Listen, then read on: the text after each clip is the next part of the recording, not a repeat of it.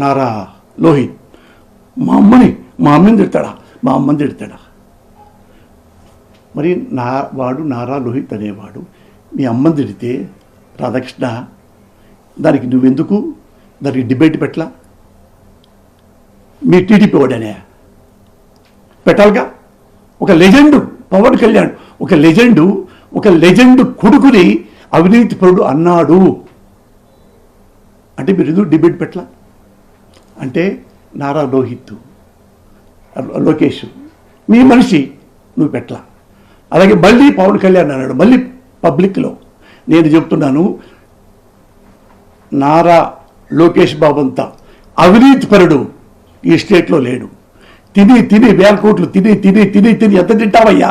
తిని స్వర్గంలో ఉన్న మీ తాత క్షోభిస్తుంది ఆత్మ, ఇంక తింటాం ఆపమయ్యా అని పెద్దగా